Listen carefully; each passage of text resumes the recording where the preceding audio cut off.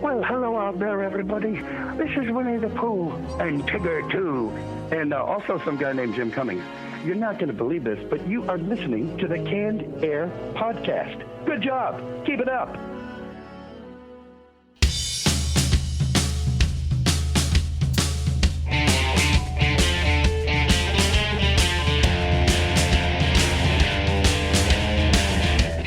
Hello, everyone, and welcome to another episode of Canned Air, your tribute to comics and pop culture. I am Jeremy Colley. I'm Jack Doherty. And I'm Randy Hardenbrook. And joining us today, we have a awesome writer. I'm so stoked she's here because a lot of these shows she used to write on, Touched by an Angel, Murder, She Wrote, Dr. Quinn, Medicine Woman, were definitely all shows that were in our evening lineup growing up. So, and I'm sure I'm not alone sitting here. I think you are. Absolutely. I like Murder, She Wrote. Well, most people say, "Oh, my grandmother loved those shows." Oh no! Like one of the first shows I remember watching growing up was Murder, She Wrote, and maybe it was just the Angela Lansbury association to Bed Knobs and Broomsticks or something like that. But whatever it was, loved it. I loved it. But anyway, see, that's how excited we are. That's how quickly we got sidetracked already in the introduction. She's also the president of Kymera Press. That has a bunch of different comic books we're going to get into a little bit later.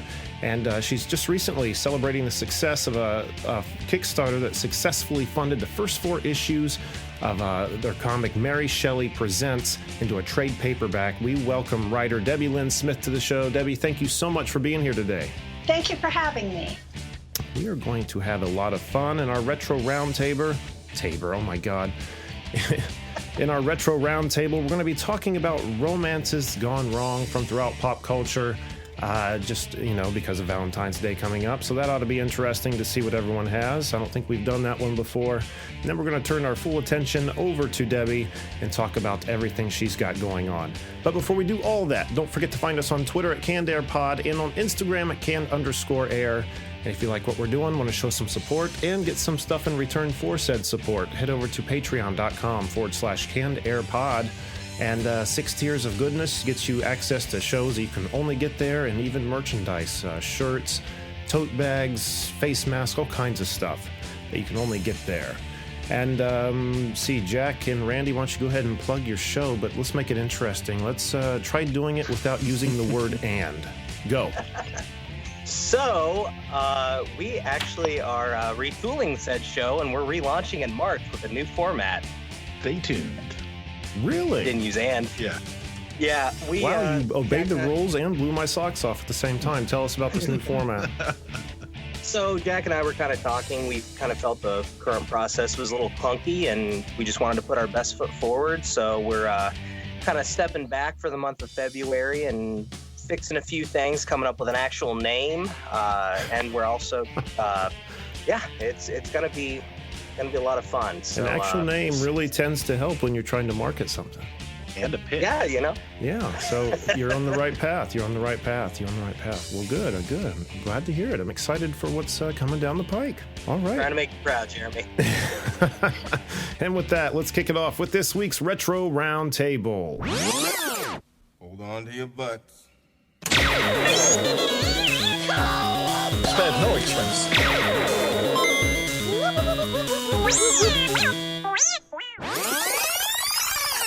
Excellent. All right, romance gone wrong in pop culture. Randy, kick us off. All right, I'm going to see how many of you guys I can knock off here. I'm going to start off with good old Thanos and his obsession with the embodiment of death. Ooh. Oh, this makes me feel so much better about one of my picks. Wasn't Thanos, was it? No. Okay. Just the romance part. It wasn't actually a couple romance thing. It's just the actual your need to want something, I guess. That's it. Smooth as butter, Jack. Smooth as butter. Yeah. So one thing the movies didn't get completely right, for those of you listening that don't know, in the comics, Thanos was obsessed with the embodiment of death, so much so that he decided to impress her by wiping out half of everything in the universe, which spurred the Infinity Gauntlet, or that cycle. The fact that you're trying that hard to impress somebody is pretty ridiculous. Yeah, and she didn't even bat an eye at it. She could care less.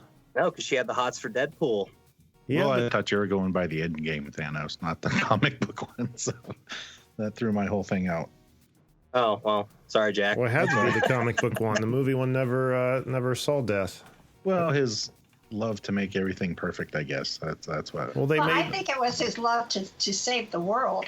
There you go. Yeah. That was the thing for me, is that I believed in what he was trying to do, Right. which made him actually sympathetic at the same time that you don't want him to succeed.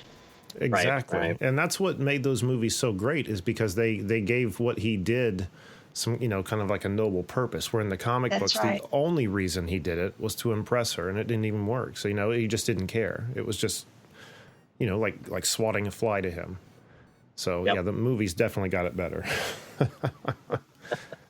All right. Well, Debbie, how about you? Romance gone wrong in pop culture. The one that I wanted to talk about is Bram Stoker's Dracula, and it's not the book, and it's not the Coppola.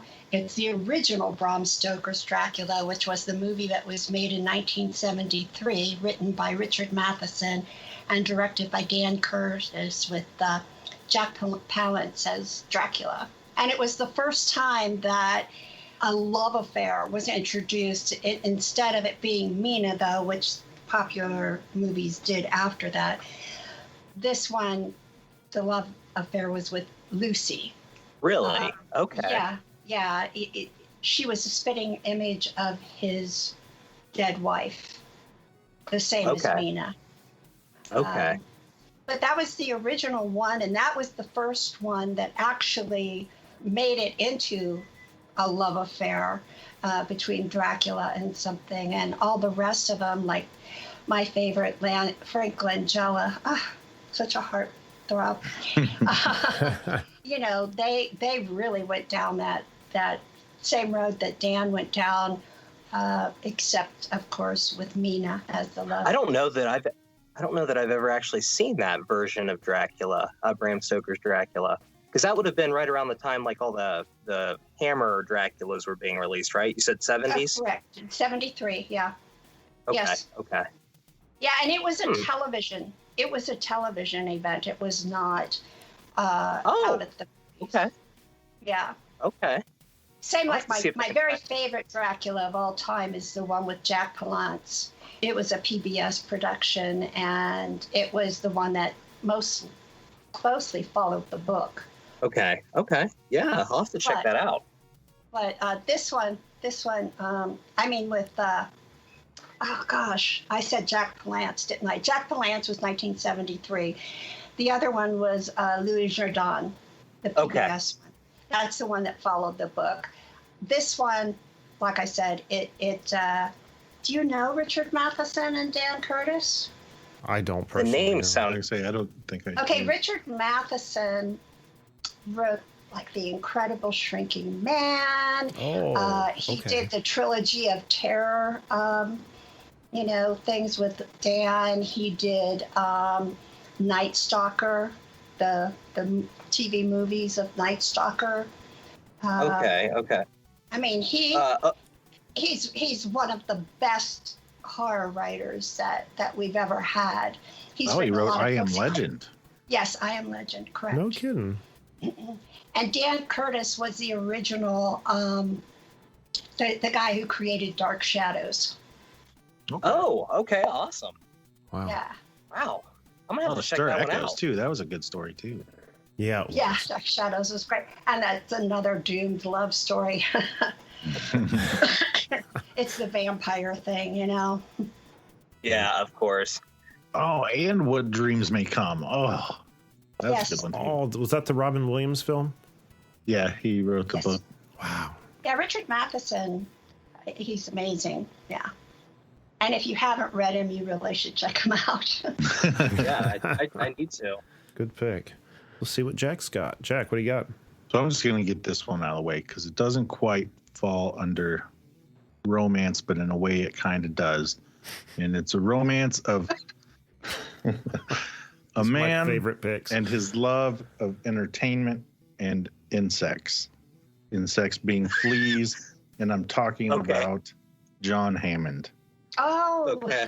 Oh, I can Fleas. see. oh, Yeah, when he was a little kid, he was at the flea circus. I and see he's the like, fleas, "Oh, mommy. Can it's you the see the fleas? I see the fleas, mommy. But with That was his a love love of affair gone wrong. his love of entertainment ended up being his demise at the end, so it ended up not working out. That's a pick I can respect. Yeah. that's a really great pick. Thank Yeah. you. I have That's this right. thing about the word passion. I don't like the word passion because if you look in the dictionary, the first thing that comes up is suffering, like the passion of Christ. Mm. And passion basically leads people to do things that aren't, isn't very good, like John Hammond, his passion for that entertainment and bringing something to life that will create wonder in the world. He didn't stop to think about the dangers of it. Mm-hmm. No, he did not. No, he did not. He especially didn't listen to Malcolm about it. And they're still making movies about his mistakes, aren't they? Yeah, serious. I am a huge Jurassic Park. I mean, I'm a huge fan. You're in good company because so am I. I actually have John Hammond's cane right here next to me with the mosquito in it. Oh my gosh, that is so cool. I'm a big fan. Love Tell her those about films. your pillow. What'd you say? I said, tell her about the pillow. Oh, yeah. I've got a bunch of Jeff Goldblum Jurassic Park stuff. Well, Jack got me Ian Malcolm from Jurassic Park action figure. Then I have a Ian Malcolm shirt, and I also got a pillow that has him laying out for some reason. I don't know why. I think people maybe got the wrong idea when they gifted me that. But hey, whatever. It's still Jurassic Park. I get it. Reversible sequence where it's gold on one way and then you rub it the other way and there's his picture. It's him with his shirt open, like, oh, Yeah. well, thanks. Well, I have an action figure of Blue. Oh, nice. Oh yeah. And then I have an action figure of the one who bumps heads. Oh, yes. I can't remember what they're called, but Packy, Well, he breaks out of he gets them out of the cell. yes. They have like the dome head. Randy, did you just say Yeah. what it was called? I think it's a Packy or a Pachyosaurus or something. Oh, like that. yeah. We could talk dinosaurs all day. Do we need I to know. still talk about romance? Let's just talk about dinosaurs. I'd be happy. We're talking about our love of dinosaurs. There you go. Yeah. And it went wrong because they went extinct. So that's why we. Well, missed next that time we one. do a Jurassic Park theme, maybe we'll have to get Debbie back because she seems like she'd be a great person to have for that conversation. I would just love that. That would be fun. I would too. I absolutely would too. All right, let me see. I guess my first pick here is going to have to be Kill Bill. Oh. Very beginning, she was supposed to be killed in that wedding massacre. Then she wakes up in the coma thinking her kid's dead, right? It's been so long since I've seen him. And it took 3 movies for her to become like hardened badass before she found him and killed him. And oh man, that was such a gratifying end to those 3 films. I don't think I watched all 3 of them. I think I saw some of the second one, but it's been so long. I don't even remember. Yeah. Oh my God, Uma Thurman. Yeah, it's been a long time since I watched them too. She was fabulous. So good. And on top of her performance was also one of my favorite scenes was her and Daryl Hannah in that trailer, because Daryl Hannah only had one eye. She had like the eye patch, and then I think she gouged her other eye out, and they left her locked in there with that black mamba. Oh, I gotta go watch those movies now. And I like the one with Lucy Liu, or Standoff with Lucy. Wasn't it Lucy Liu? It was, yes. I forgot about that because she jumped up on the table and it was before, I can't even remember Uma Thurman's character's name, but it's before she had reached her. They were kind of like showing you Lucy Liu's character and kind of how ruthless she was under this very calm demeanor. And she was at this like long table full of people, and someone at the very end of the table pissed her off, and she just kind of got up and like real quickly tiptoed across the table to them and just sliced their head off. It was like, it's like, holy cow! Like, okay, I think I'm gonna like this movie. Randy, let's go back to you, sir. So my next one is James Bond and his brief marriage in the sixth movie? So, which was actually the first movie that didn't star Sean Connery. It had George Lazenby in it. Unfortunately for him, his career didn't really take off as Bond. But in the movie, the Bond girl, who's played by Diana Riggs, basically he ends up falling in love with her and marries her at the end. And right as the closing scenes are coming through, one of the Spectre agents drives by and just opens up with a machine gun and takes her out, aiming for Bond. So it was really sad because they had like this amazing chemistry. I mean, Diana Riggs is a phenomenal actress. You know, you were really kind of rooting for him, but you knew based on other Bond films and most of the other Bond girls, it wasn't going to end well. And yeah, they literally played that kind of emotional, fallout from that several films long after, almost right up to when Brosnan took over. So, like, the heartache of losing her, like, spanned across the movies, even into the different actors. You mean? Correct. Yeah. Really? So, like, you had the beginning of the next movie, which I believe is Diamonds Are Forever, which had Connery back in, showed him just going ape shit on all the Spectre agents. And then I believe it was one of Timothy Dalton's movies, which would have been right before Brosnan, after Roger Moore. He was talking about his wife and just that whole episode and how emotionally torn up he was about it. So, yeah, it was, they played it out for quite a bit. I was always under the impression that a new actor just meant like a new version, like a new incarnation of Bond. I didn't realize there was continuity like all through the different actors' portrayals. It's kind of hit or miss. They generally, when there's a new Bond, there's also a new Q, a new M. They replace kind of the key people, but at the same time, there is some continuity between. It's real sporadic. Did Q change? I thought it was the same Q almost the whole time. No, it was Q until John Cleese came in and they called him R. And he was in for like one or two movies, and then it was the reboot with Daniel Craig, and they introduced like a young, like hipster Q. Yeah. I love that Q. He's so cute. I grew up with the old Q, and I just there's something about his snark and his sass that you just can't replace. John Cleese was a good choice after, though. With all that sass to the side, he's a QT, right?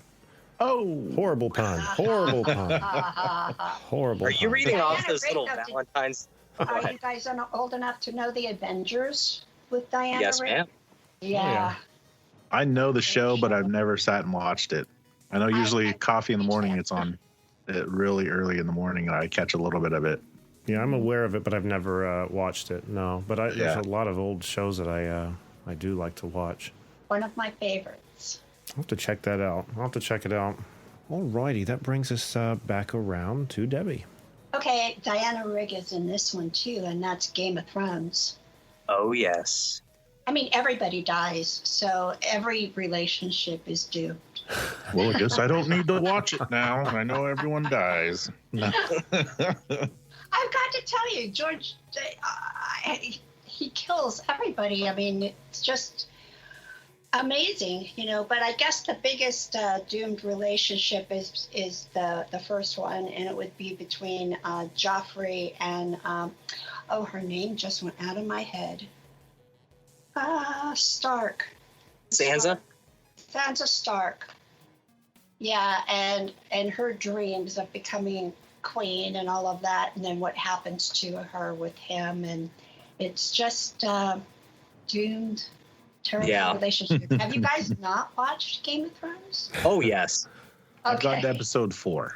That's farther than I've gotten. No, it's not that I'm not really interested. I just find it hard to sit and watch TV a lot anymore. I don't know why.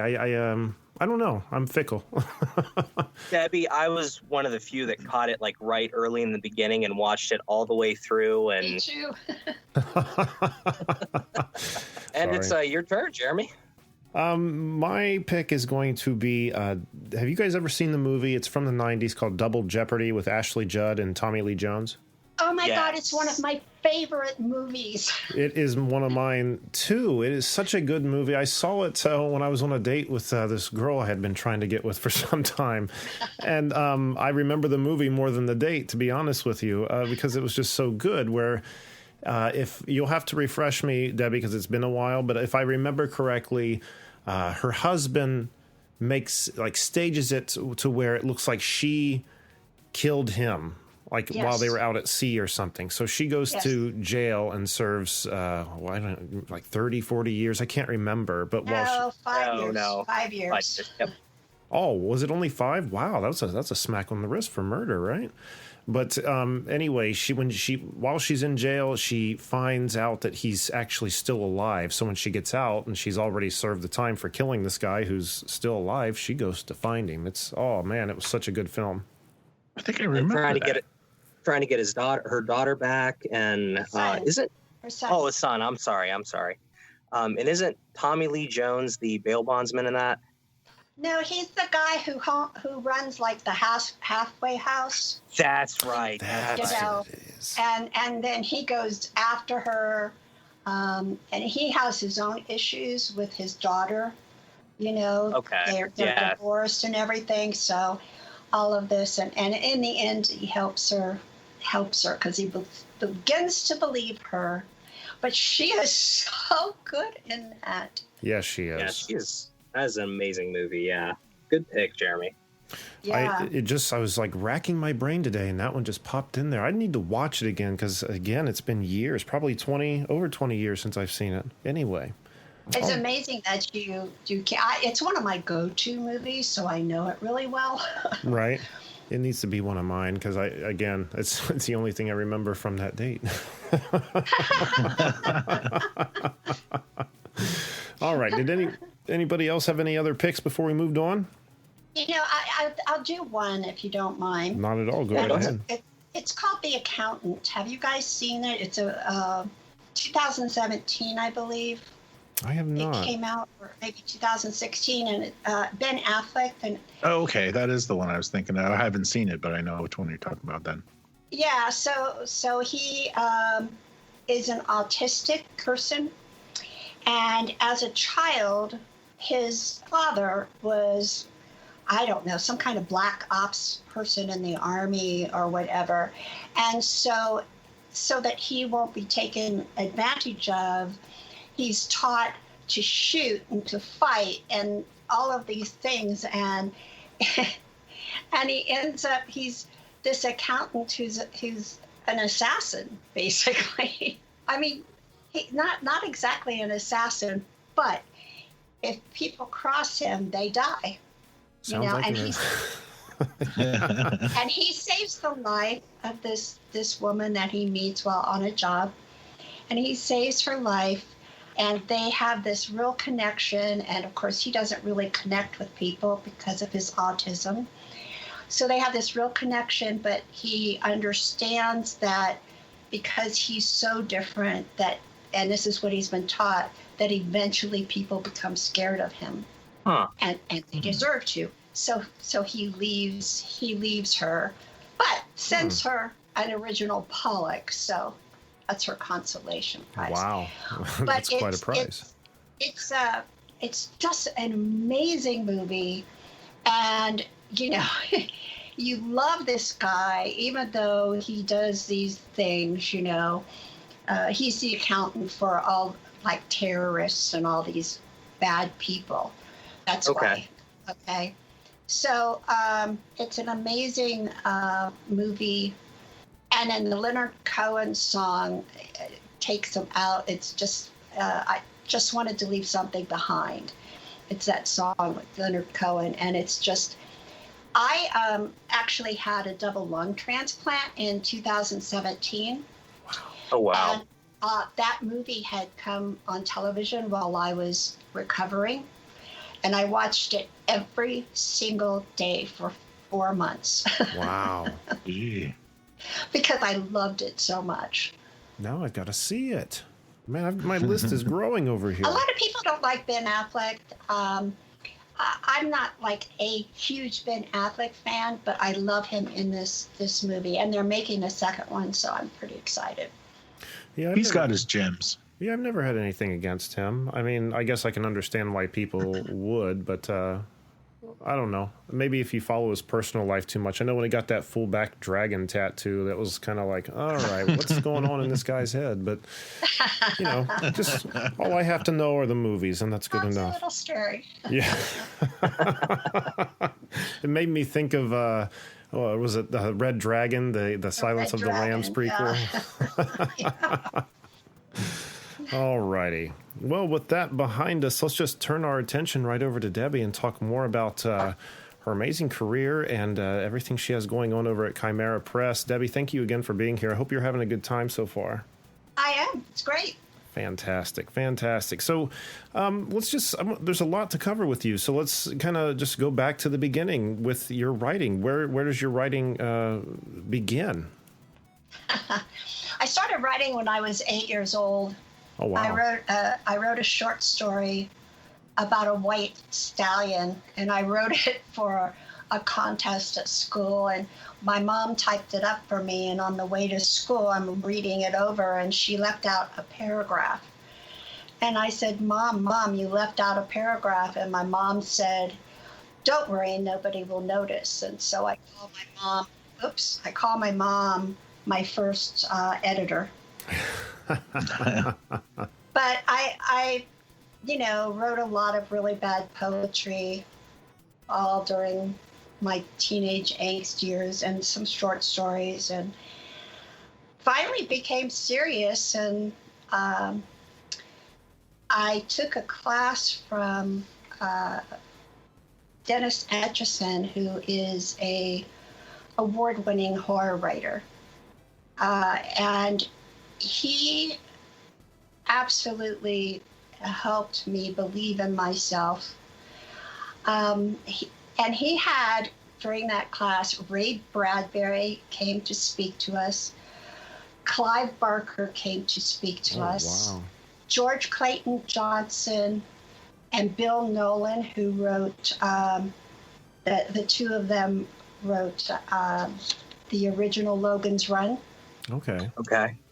They came. So he had amazing writers come to that class and talk to us, and I got all involved in the horror community, and I started selling stories, and accidentally got a job as a television writer's assistant, and wrote a script and got an agent, and I just started going from there. How do you accidentally get that job? I went to a convention for prose writers, and I met a guy there who had read some of my work and liked it and told me I should be writing for television. And we went home and we kept in touch, and he was writing. I mean, he was a writer's assistant on this show called Tour of Duty, and I was a contracts administrator for a computer software company. And he called me up one day and he said, we need another writer's assistant. Do you want the job? And I said, yes. Of course. So I learned how to, write on the job. And my first script was on the Trials of Rosie O'Neill, which was Sharon Gless. I don't know if you remember Sharon Gless. She did Cagney and Lacey. Okay. Yeah. Okay. And she starred in that. And then I did some, freelance writing as I was working. I worked for Dan Curtis, which is why I know so much about Dan. I worked with Dan and Richard Matheson in the same room, and I had friends who would pay to be there, and they were paying me to take notes. So it was the most amazing thing. And then I got on staff, which was Dr. Quinn and Touched by an Angel and Promised Land. So, and then I got sick, and I couldn't do staff anymore. And so I wrote audio dramas for Dark Shadows. And then I wrote more short stories and sold those. I went and got my master's degree in creative writing. And then I started Kymera Press. And that's very interesting. You know, just hearing about your journey up till the point of Kymera Press, and you know, maybe it's something that's well known about you. Maybe I just don't know. Maybe it's something I overlooked. But this seems to be the first medium where you kind of you know, bring your writing to like the comics medium. Are you a fan of comics? Yes. Have you always been a fan of comics, or what was the inspiration there? Okay, I had written a television pilot that didn't sell, and my agent suggested I turn it into a graphic novel. And I hadn't been in comics for a long time. I'm of that generation when the superheroes took over everything, and I wasn't interested in superheroes. Sure. So I stopped reading comics, and when she said that to me, I was like, you know, I don't really...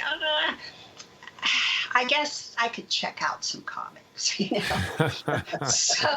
so I went to my, it's Alternate Reality Comics, and Ralph is the proprietor. And I said to him, I've been asked to write some comics, and I haven't written them in a long time. I don't want any superhero stuff. Could you recommend some things for me? So he gave me Saga. Oh, yeah. He gave me... Why Last Man Standing, and some other things. And I started reading these things, and I'm going, these aren't my, you know, old comics at all. These are amazing. Right.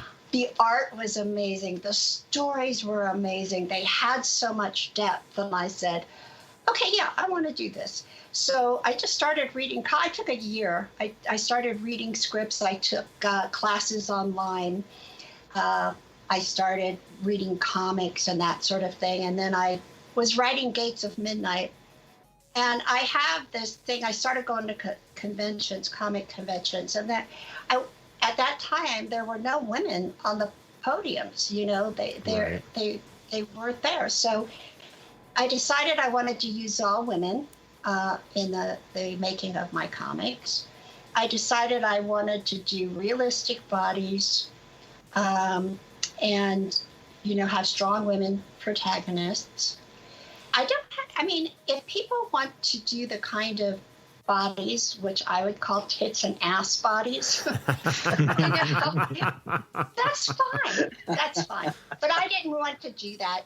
And when I was coming around with whether I was going to self-publish or whether I was going to go, you know, someplace else, I was looking at all these comics and the advertisements in them, even if they were, you know, not doing realistic bodies and stuff, the advertisements were there.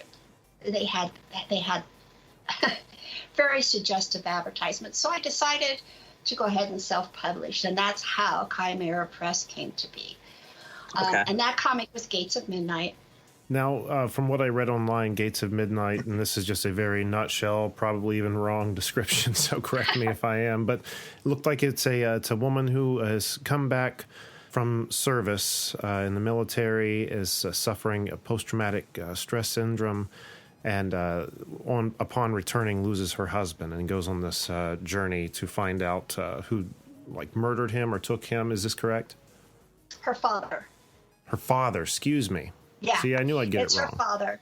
And as she starts on this journey to find out, she has to fight monsters coming through a gate on New York City. Nice. I could get behind that.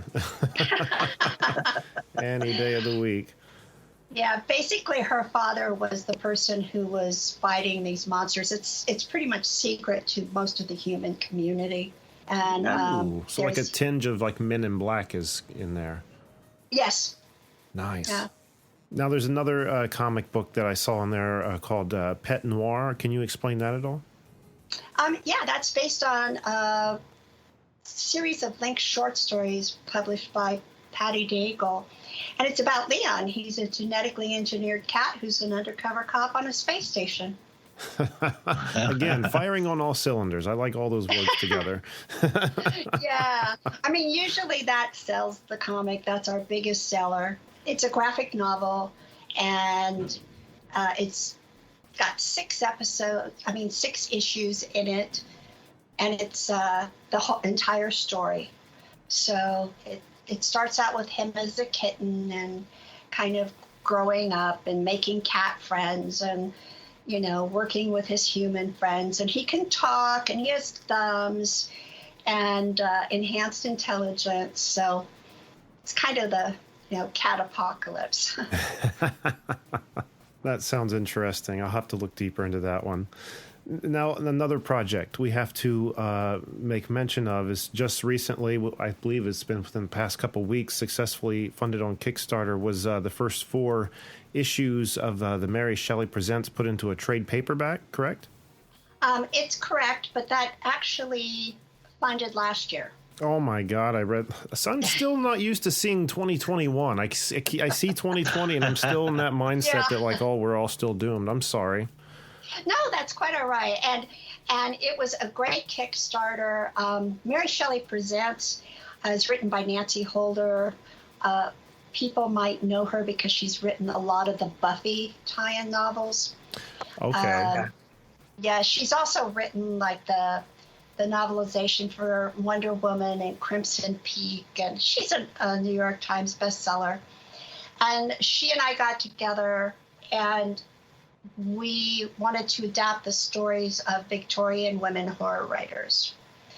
And so what we did was we found the horror stories written by these women, and we have them introduced by Mary Shelley and her monster. That is awesome. I knew Randy would like that. I'm all over that. We wanted to do something for, the 200 years of Frankenstein. But we didn't want to do Frankenstein, so this is what we decided to do instead. And in the first issues, Mary Shelley's saying, "My creature has given me lasting fame, but many of the women who were of, my time have not received the same kind of fame, and now they're forgotten, and she wants to bring them back." So from what I saw in that video, it looks freaking amazing. I mean, it looks gorgeously done, and I apologize about getting that date wrong. No, that's quite all right. You were probably wondering at the top of the episode when I was bringing you in and said something, what the hell's he talking about? And, I feel like a perfect ass. My apologies.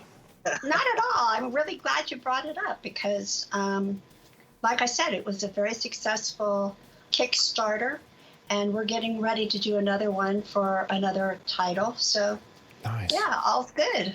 Okay, wonderful. Well, I'm glad I brought it up then. So as far as finding you on social media, I found you, I guess you found us first on Twitter at dlynsmith_GOM, and then your website, dlynsmith.com, as well as chimerapress.com. Is there anywhere else we should be directing the listeners to check you out? I'm on Facebook, chimerapress.com, and we're on Instagram also, chimerapress.com. And Kymera Press is also on Twitter. I have to look that up. How stupid of me. And I'm under Deborah Doughty on Facebook. But, I'm not a huge social media person. I really need to get somebody to do social media for me. My God, I would love that exact same thing. Social media is like... The hardest part of posting a new episode is just putting up that little 2-minute post. I just can't drag myself to do it sometimes. I know, and like I said, we're getting ready to do a Kickstarter for our title, Dragons by the Yard, and, it's really hard to get the social media word out there so that I can generate some buzz around it and everything. So sure. I appreciate you guys having me on. You said that's going to be called Dragons by the Yard? Dragons by the Yard is about a woman who likes to sew things dragon, and she sells them at the Rose Bowl swap meet in Pasadena, California. And this mysterious woman gives her this fabric, and she sews up 7 little dragons, and they come to life. Oh, that sounds so cool. So, yeah, we have a a dwarf who is her boyfriend, and he happens to be a dragon slayer. And it takes place in real life, so this is like out of the norm for her and everything. And she has 7 baby dragons. That sounds fun, though. That sounds really cool. And when is that going to start, Debbie? We have it set for, it's going to start on February 28th. We have the first 4 issues finished, and this is for issues 5 and hopefully 6, which are actually 5 is colored and 6 is waiting to be colored. So we're going to be doing the lettering on 5 during the Kickstarter and working on 6 at the same time. As I always say, I try not to be repetitive, but I find myself being repetitive all the time. Those are the best projects to back, where the work's, already done and just waiting to go into production, I believe. Right. Yeah. And, I like to do it that way so that, because there's always things that come up and delay, so I'd rather do it with most of the work done so that if there is delays, it's not a long delay for the backers. Sure. And it just makes it so the next time people, it's a great experience that'll incite people to back the next project that you're doing. Mm-hmm. Yeah. So that's very good. And again, reminder to our listeners, we'll have to put a link on our website, February 28th. That Kickstarter begins, Dragons by the Yard. And that sounds so freaking cool. I knew there was a Kickstarter in there somewhere. I forgot to look at the dates. Damn it. Yeah. 2021. Okay. Well, Debbie, thank you so much for being here today. This has been a lot of fun, and boy, I've got me some movies to watch, it would seem. Thank you so much for having me. I was a little nervous about this retro thing, but you guys brought up all movies that I knew. Wonderful. We try to be all encompassing instead of talking about one thing. But thank you once again for being here. We'll get you back for that Jurassic Park talk in the future. Okay. All right. Jack, what do we got on the website, sir? Go to cannedairpodcast.com where you can see show highlights, guest info, listen to the show, follow us on all our social media, become a patron, buy some merch, see some YouTube videos, and if you'd like to be a guest and promote your work, send us an email on our contacts page. That's what I did. That is what Debbie did, and it worked. And she's here. Works, people. And she's here now, so you have the power, like Jack said, contacts page. And after you do that, and if you like us, think we made a good impression on you, you want to support us, click that little Patreon link there. For a little bit of money, you can get some bonus shows and merch in return. So check that out. And boy, do I eagerly await the revamped Jack and Randy show. Yeah, just hold on to your horses and give us about a month, and we'll be firing back in March. Man, I cannot wait. Who would have thought that a good thing for a game show would be to name it? I feel like we're being teased, Jack. Well, it took us 3 episodes of this podcast before we came up with a name, I think. That's true. You're not wrong. You're not wrong about that. So, you're not okay. I'm just gonna squash this debate. So, until next time, I am Jeremy Colley. I'm Jack Doherty. I'm Randy Hardenbrook. I'm Debbie Dottie. Thanks so much for listening, everyone, and be excellent to each other.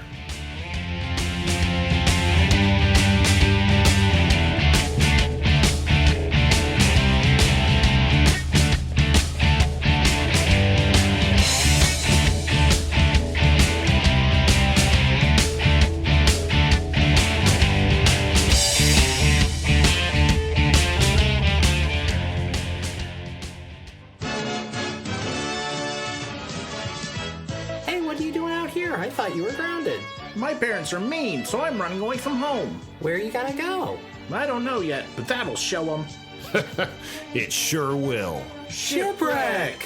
Parents just don't understand, and it gets lonely on the road, so be sure to listen to the Canned Air podcast. And now we know. And knowing is half the battle.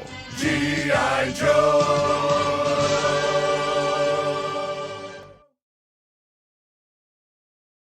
Jack, what have we got on the red? On the blah, blah, blah, blah. Let me start that again. Oh,